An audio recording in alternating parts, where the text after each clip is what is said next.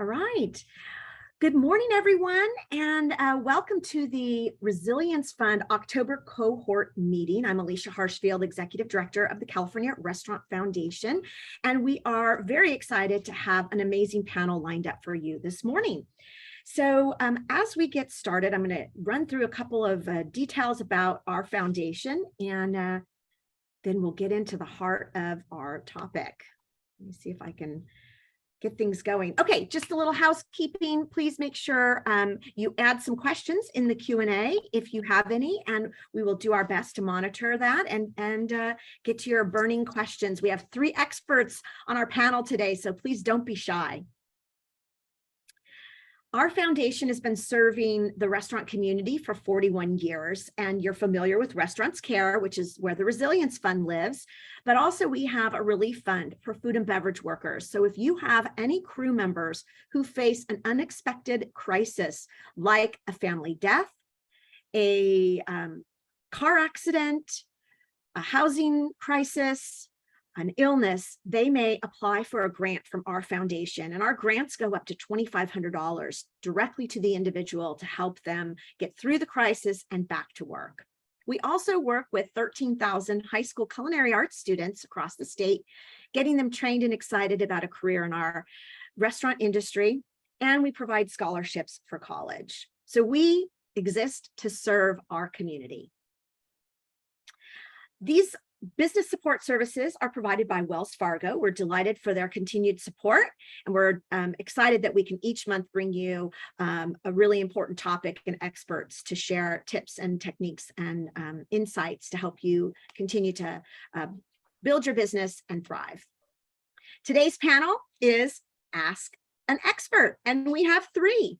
So meet our panel. We have Greg McNally, Chief Executive Officer of Food Power, Roshan Mendis, who's the co-founder and Senior VP of Strategic Implementation and Growth at Lazy Dog Restaurants, and Kathy Alcaraz, who is the Director of Business Technology for JFC North America, which you might know as Jollibee.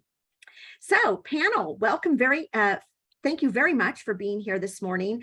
And why don't we do just a very, very quick introduction in terms of your experience. I think especially Greg, because you consult with all types of restaurants. It might be nice to just give a quick overview of your experience. And you've been a restaurant owner. In fact, way back in the day when I lived in San Francisco, Greg owned a restaurant that I was a huge fan of and used to go to all the time. And it wasn't until years later that I met Greg did we make that connection. So Greg, thanks for joining our panel. Thank you. Yeah. As Alicia says, I started my career as a restaurant owner in San Francisco, where my partner and I built a small restaurant company and sold it late in 1997. And I came back here to Southern California, where I operated a restaurant here in Southern California for several years before moving on to working with the large publicly traded restaurant company, Grill Concepts. Learned a lot there. That was a really fantastic experience for me.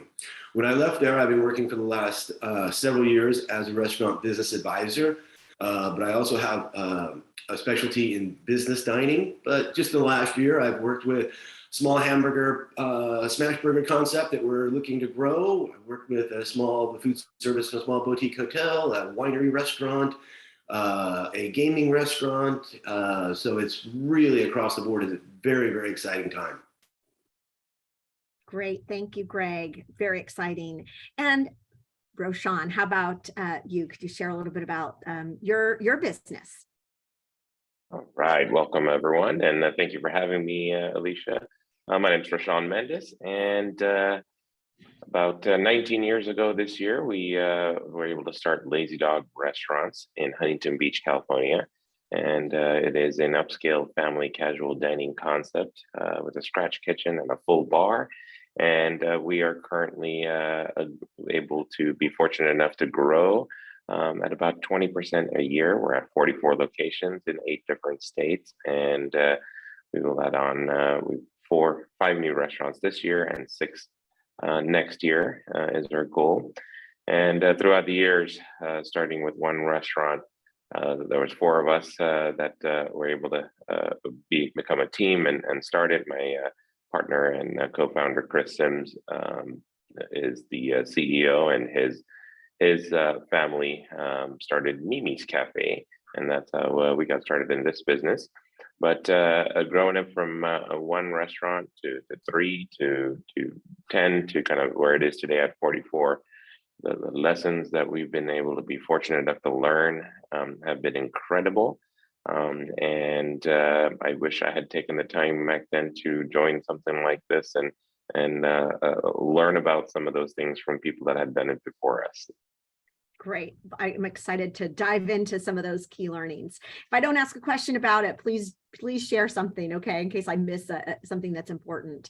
And Kathy, thank you for joining us. Tell us a little bit about your background and what you do.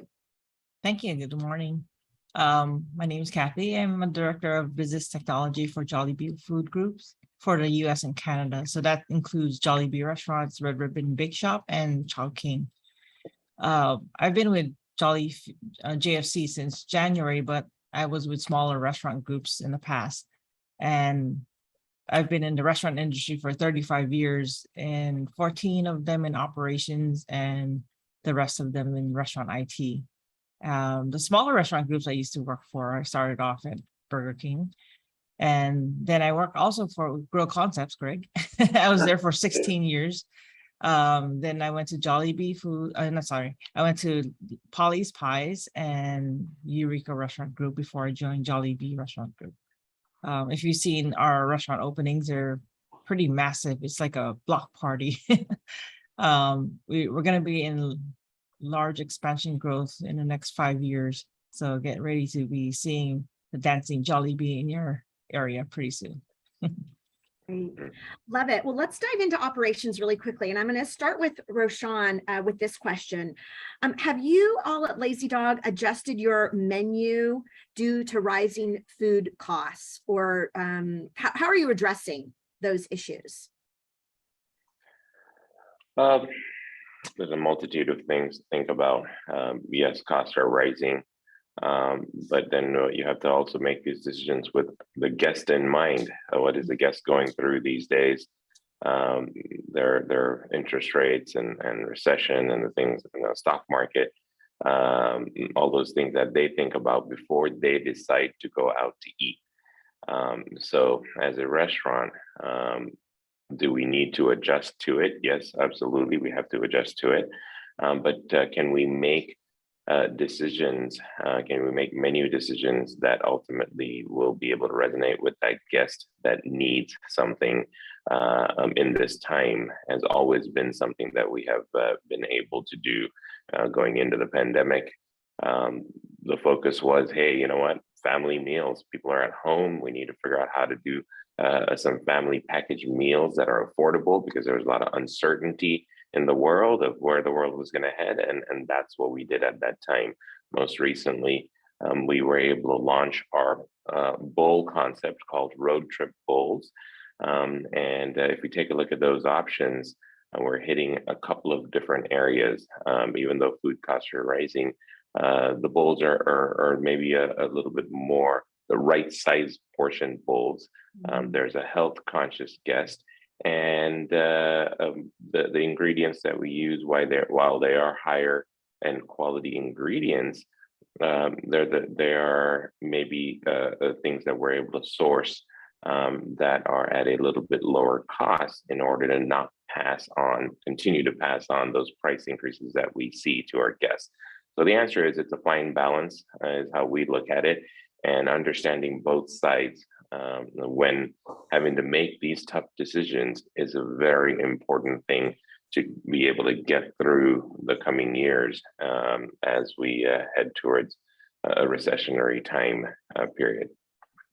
Yeah, so a lot of, I'm imagining, evaluating your menu on a regular basis, seeing where there might be some holes, and then creating items that give you a chance to fill a gap or create a new value and taste opportunity for your guests. So like you said, maybe these bowls being a little more right portioned and appeal to a certain guest, gives you a chance to offer something new, but keep within some parameters that allow it to be an affordable item and make money for the restaurant.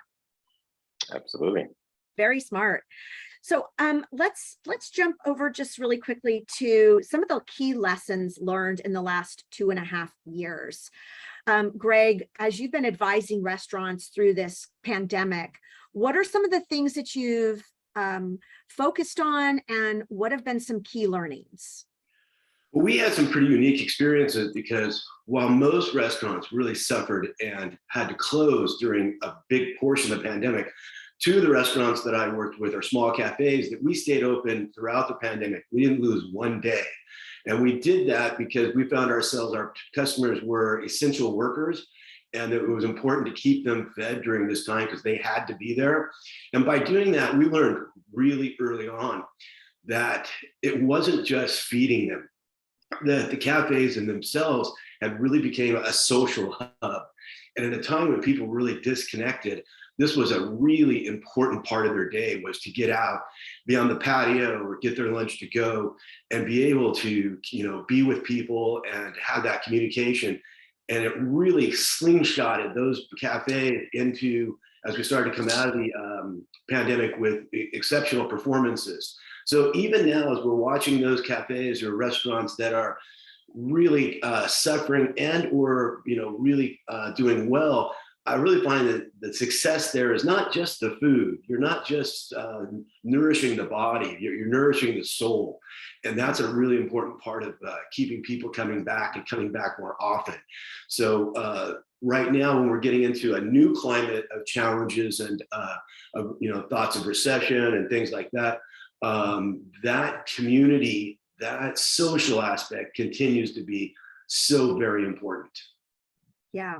Yes. And we realized that in such an incredible way of how much we missed restaurants and when we didn't have the opportunity to gather in person. So providing that for the essential workers was probably more essential than ever. Yeah, it was a challenging time, but we came out of it well. We're on our way. We're on our way. Yeah, for sure. And Kathy, for you, during those 2.5 years in particular, you were spent a lot of that time with Eureka. Were there some things that you learned and implemented that were key to the business? Yeah, I think in the past 2.5 years, we realized that people still want to eat out, even though they can't eat in our restaurants. They still buy takeout.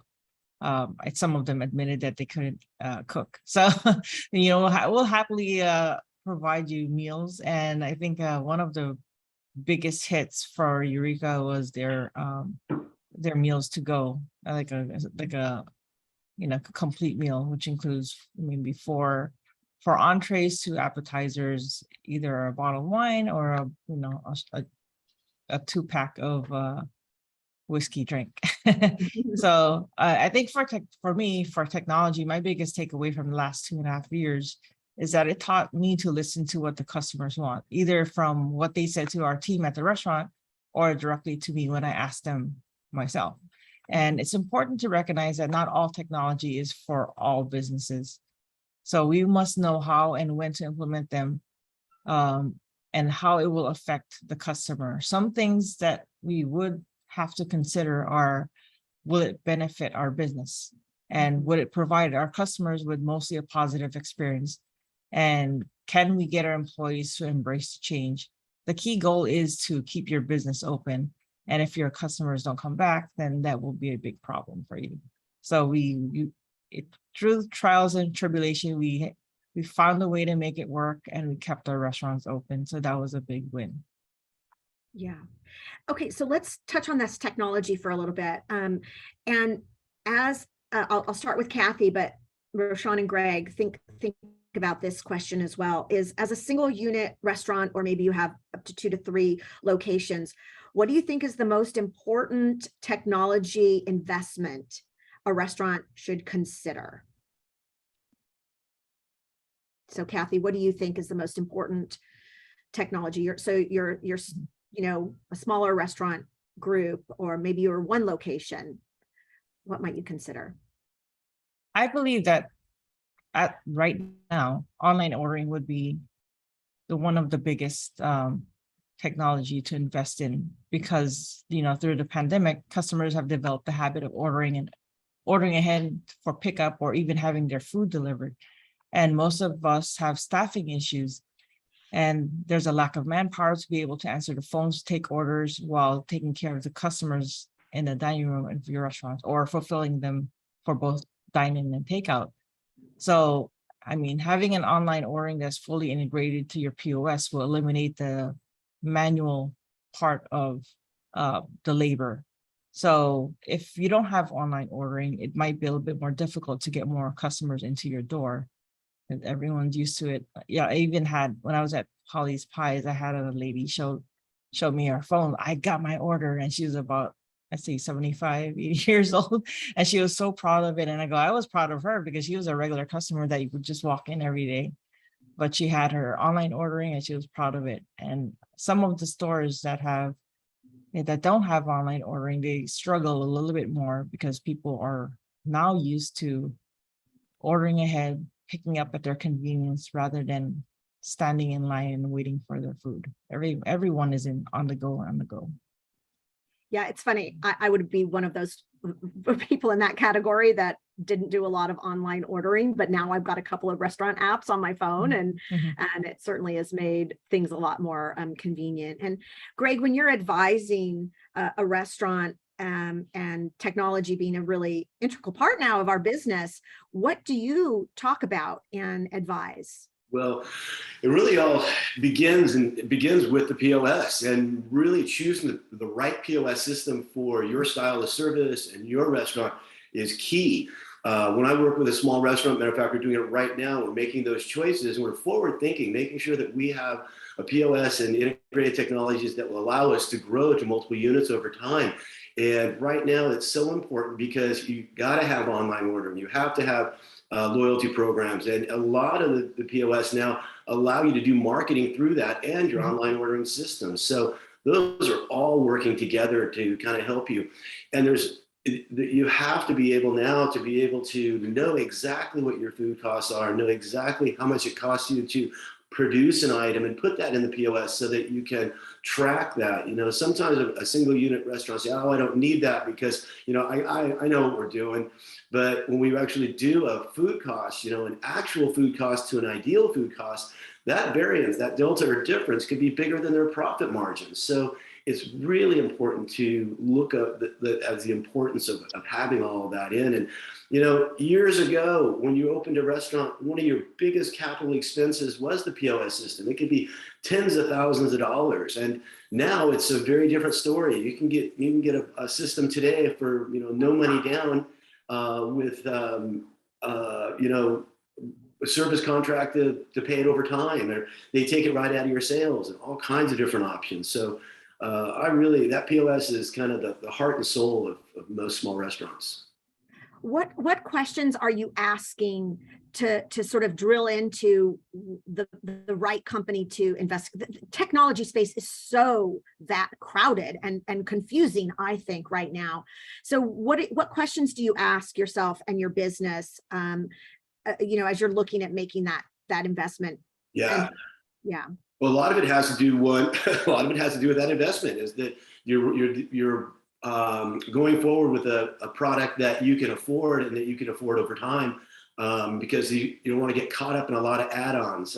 Lots of things really do help, but, you know, they can also come with a cost. Matter of fact, we're at one of the stores with Toast, we've gone with Extra Chef, and we're having great success with it. So you got to make sure that product has the things that you need for it moving forward, and that it's, you know, cost effective for you.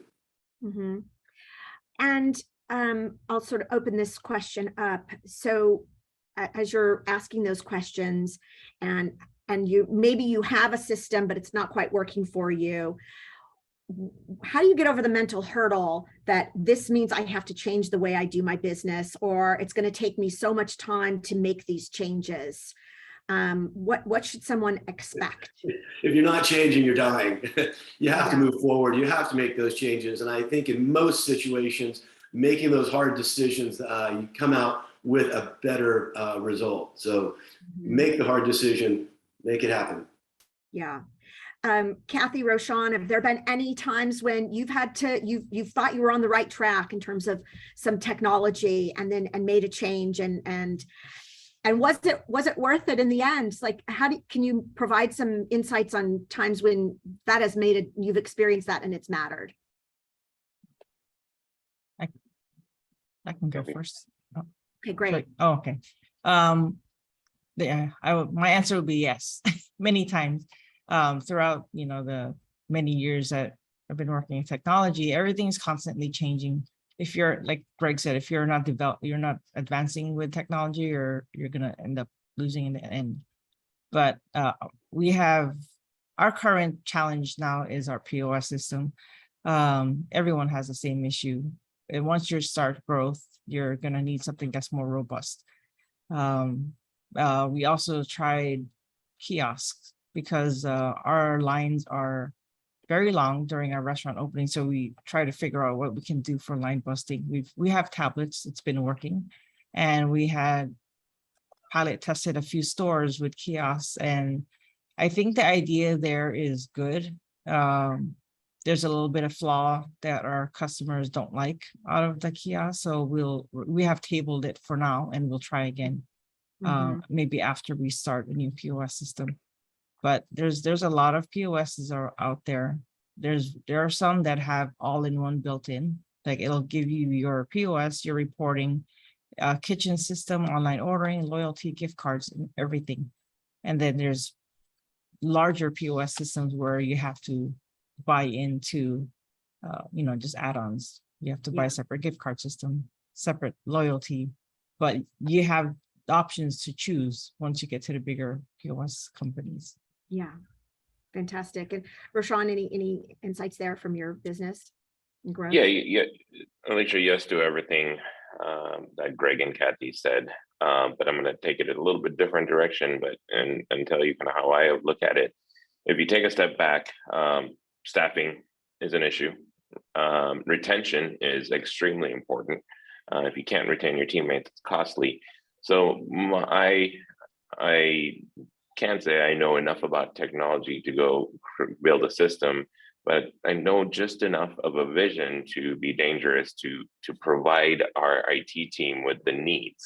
And so what are the needs? Really, when you think about your business at even one unit or two or three, you have to be able to look at the teammate experience, look at the guest experience, and say, how do we utilize technology to enhance that experience, to speed up the process, to give them a better service experience, to be able to provide them information that they may not have at their fingertips. What are those systems out there that you can help make your teammates' lives better? That's what we focus on. And then, if there is not that system that is in our vision, our team works hard to go connect the companies that are needed to do so. But at one restaurant, if you can simply answer that question, you'll be able to say, what is my most important need? Is it the online ordering? Is it the POS system? What is it? Because my business is going to be better off because of it. Yeah, and everybody wants to we want our people to stick around and be happy and safe, and we want our guests to come back and feel like it's a great place to put their hard-earned dollars. So great center of sort of focused. Greg, we had a question about xtraCHEF come in. Someone's debating whether or not they should add that on. So have you found it useful, or your clients found it useful? Yeah, the client that's using that right now, we are finding it to be useful, but they're also a 4-unit operation. So it allows them to really be able to better manage across all 4 locations instead of doing a lot more work. So it's really the new stages for us right now. It's the first time I've used it, but we've been pleased to this point. Great. Okay, super. Thanks for the question. And please, if you have others, pop them in the Q&A. All right, everyone's mentioned somewhere about, like growth, and you're thinking forward and how will that happen? So when is it time, I guess, to start exploring adding things like catering or expanding or bringing on an investor? Are there moments in the life cycle of a business where it's time to really think hard about those decisions? Roshan, you went from 1 to, now 40 plus. Where were you in that decision? How did that happen for you all? Yeah, which I think the moment is always, but always is a not easy thing to do when you're in the business day in and day out. So really how you've got to look at it, and as naive as we were at that time to think that we were going to build into 3, 4, 5 restaurants, we didn't understand what that meant, but we had a vision to be able to grow a company and not a restaurant. So then once you start making those decisions that you spoke of on how to move the business forward, that future vision, the end in mind, was always a part of that decision-making process, right? So then, you look at where your business is today, look at all the gaps that you have, look at all the revenue lines that you are not able to capitalize on, put a plan together, put it against the goals for the year, the goals for the 5 years. I wish I can say we were as disciplined as a company like Toyota that thinks 1,000 years ahead, which is mind-boggling, right? But get yourself in if you're thinking a month ahead, a quarter ahead, get yourself in a place that you can think a year ahead and understand what your business can do in that year and how that is going to be able to help you get to the following years and get to that vision of a second restaurant maybe that you have in mind. Yeah. And fantastic. Greg, how about you? How do you work with clients? And I guess I have this other question just to tack on, and you all can think about is there such thing as a concept that can be scaled versus a concept that can't be scaled? Okay, Greg. Yeah, there's some restaurants where the operator, it's a lifestyle business. They run one restaurant. They're there every day. They have a loyal staff and customers, and they're not looking to expand or take on more.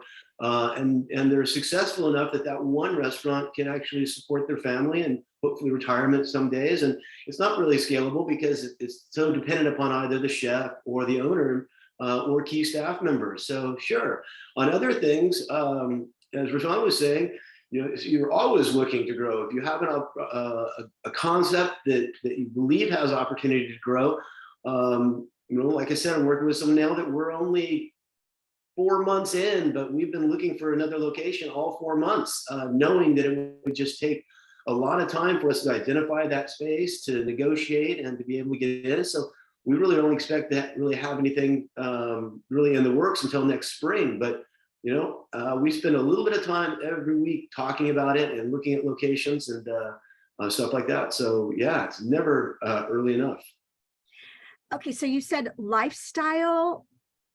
What was that phrase again that you used? It's a lifestyle business. Lifestyle business. Yeah, that's your life, and we know lots of restaurateurs are like that they only have one, and it has substantial sales, and they're there for every shift, and we don't see as many as we did a few years back. But I have lots of my friends when I was going as a young restaurateur. Lots of the owners that I really looked up to, they simply had one large restaurant and they managed that. It's not as common nowadays, but boy, that doesn't sound like a bad thing, just to have one and not have to worry about the other challenges that come in with staffing and contracts and so forth. As you grow, yeah. But I think the point being, and Roshan made this too, and as did you, is that you're still always, even if you have one location, you're still, in order to continue to be relevant and thrive, you're thinking about how you make change within your 4 walls to appeal to your customer and keep them, loyal. Yeah, you can't get it stale. Matter of fact, I'm just kind of thinking in my head right now of one operator that's like that, and every so many years it does do a little bit of a facelift on the inside, and his role really is more really watching the finances and doing the ordering systems, and he really has a role set and doesn't work a whole lot of hours. Really has a good control over the restaurant. Yeah. And Kathy, when you were at Polly's Pies, I mean, that's a brand that's been around for a restaurant. It's been around for a long time. And thinking about how did you affect change or bring in technology when it was a company that was rooted with a legacy? Yeah, I think so the biggest day for sales is Thanksgiving. That's, I Oh, think and Polly's Pies, everyone yeah. knows for Polly's Pies, Thanksgiving is the biggest day. It's their Super Bowl. Yeah. And they used to take orders by phone and have this huge box that has orders. That was very inefficient. They decided they wanted to do online ordering, but the adoption was very slow. And I think they did it the year before I came. It wasn't highly adopted from most of the customers. And then we slowly built the online ordering platform for, pre-orders Thanksgiving. But with the help of operations, marketing, and technology, we were able to train our staff properly. And then at the same time, we were training our customers how to place online order. The first time I was there, online ordering was maybe 25%, and still people walked in to place their walk-in orders. But this time they paid ahead instead of waiting for them to either pay, or do we know if they had paid already? So that's the question that we wanted to eliminate for online ordering. The second year, it became 50-50, where 50% was online order and we still had 50% walk-ins. And by the third year, it exponentially just grew, more online ordering than walk-ins. Walk-ins, maybe there was like a handful of people walking in. I think technology can help some small businesses.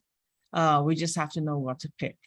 Yeah, And that's not all technology is for everyone. So we have to make sure that we know what works for our company. And I think we base off our decisions off of what our guests want. Yeah. And their convenience. Right. That's great example. All right, I have a question from the participants, and I'll direct it to you, Roshan. It is about how do you maintain culture as you grow? And this is something that Lazy Dog is known for in terms of a strong company culture. So how have you kept that culture alive as you've expanded? Absolutely, good question. It is the only way to grow. There's a multitude of things that you have to think about when it comes to growth, but culture is the way to grow. At about 3 or 4 restaurants, we had to have someone come define what culture is. And once we understood what that meant, then we started working on who we are, what our beliefs are, what our core values, how do we behave, how do we treat each other. And once we started actually talking about it and writing it down, then we were able to go out and teach it, which is something that you don't think about at 1 restaurant, 2 restaurants, because you just do what you do. But we had to actually go out and ask our teammates, why do you come into work? What do you like about working with us?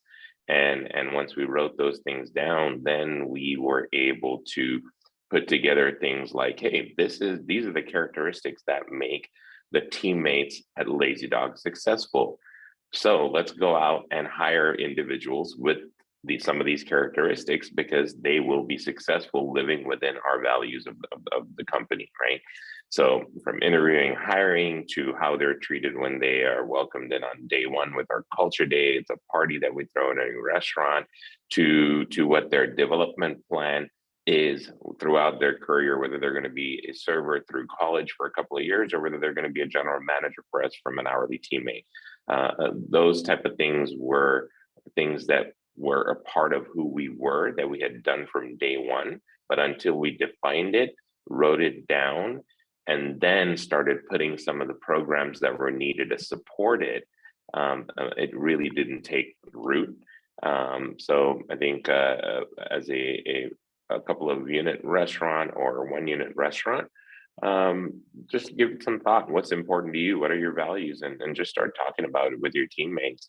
Have a clear picture for them of the purpose of what you're trying to accomplish with your business. And I think that's the hardest thing sometimes, is to sit down and take the minute to think about it, to ask your team. And I like what you said, you've got to write it down. so that you can teach it, so that it becomes who you are, and that is your guidepost post as you grow. And even if you stay one unit and you are focused though, and so as the new team members you bring in, you maintain that culture because everyone's on the same page and understanding and bought in to who we are as a business, and the people and the characteristics of who we are. Yeah, I love that.